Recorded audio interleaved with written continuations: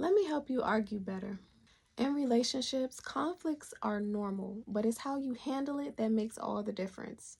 First and foremost, before you try to have a difficult conversation when you have a conflict, take some time to calm down.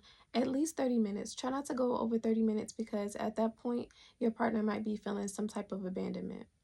Okay, so when you're discussing the conflict, you want to try to avoid blame. So try to avoid saying things like, you did this, you, this, and that. You want to say, I feel, or I need support with XYZ. Remember, in a conflict, you're really trying to gain some type of clarity. So what you can do is try to improve your active listening skills.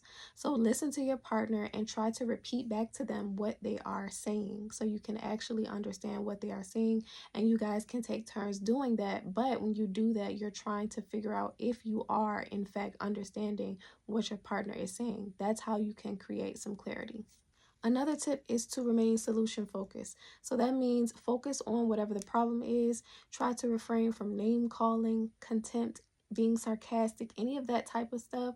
You want to try to stay away from that. Focus on what the problem is and leave all that stuff at the door. Another tip is to brainstorm together, collaborate together to try to find solutions together. That's what a true partnership is. Okay, so here's a tip to repair and connect.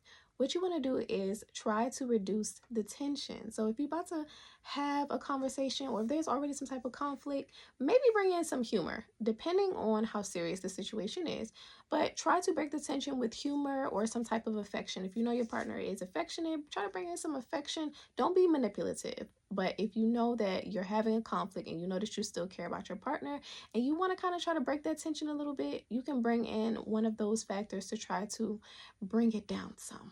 Last but not least, my last tip is going to be at the end of your discussion, thank your partner. Both of you guys can express some type of gratitude for being there for each other, for listening to each other, for even being willing to have that moment where you can try to resolve a conflict, okay?